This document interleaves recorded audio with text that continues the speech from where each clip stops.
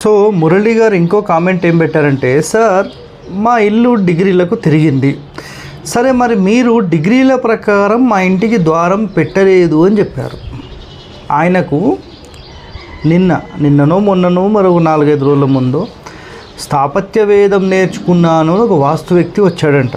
ఆయన ఏం చెప్పాడంటే, సార్ డిగ్రీలు తిరిగినప్పుడు ద్వారం అనేది ఖచ్చితంగా టర్న్ చేసి పెట్టాలి. అంటే డిగ్రీలు ఎక్కడున్నాయో 90 డిగ్రీలో లేకపోతే 80 డిగ్రీలో అది ఎక్కడుందో అక్కడ ద్వారం పెట్టాలి అని ఆయనకు చెప్పారంట. నిన్న ఫోన్ కాన్వర్జేషన్లో కూడా ఆయన అదే పట్టుకొని కూర్చున్నారు. ఆయన గుర్తుపెట్టుకోండి ఈ మాట. ఎన్ని డిగ్రీలకు ఉన్నా, ఎన్ని డిగ్రీలు 135, 125, 115, 100, 110, 95, 90, 85 ఎన్ని డిగ్రీలకు ఉన్నా 100% సెంటర్ డోర్ పెట్టొచ్చు. ఇది గుర్తుపెట్టుకోండి.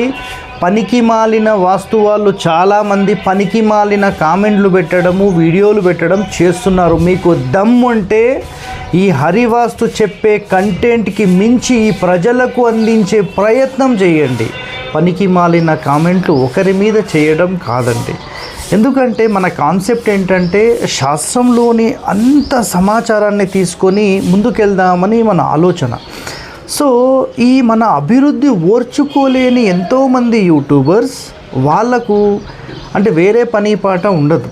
ఖచ్చితంగా ఏదో ఈ హరివాస్తు ఎదుగుతున్నాడు, సో ఎదుగుతున్న వ్యక్తిని మనం డౌన్ చేయాలి. హరివాస్తు అనే ఒక మాట వినంగానే పరిగెత్తుకుంటూ వెళ్ళిపోయి వీడియోలు చేయడం అంత ఇంట్రెస్ట్ ఉందన్నమాట వీళ్ళకు. ప్రజాసేవ చేద్దాము, 10 మందికి ఉపయోగపడదామని అనుకుంటే యూట్యూబ్లో సమాచారం అందించండి. లేదా మేము ఫ్రీగా మీ ఇంటికి వస్తాం, మీ ఇంటి వాస్తు చూస్తామని చెప్పి ప్రకటన చేసి అందరికీ సర్వీస్ అందించండి. నేను సంతోషిస్తాను. నేను వస్తే 100% ఛార్జెస్ అనేది తీసుకుంటాను. మీకు ఏదైనా మంచి మేలు అనేది జరిగే విధంగా చేస్తాను. గుర్తుపెట్టుకోండి. ఓకే, థ్యాంక్ యూ అండి.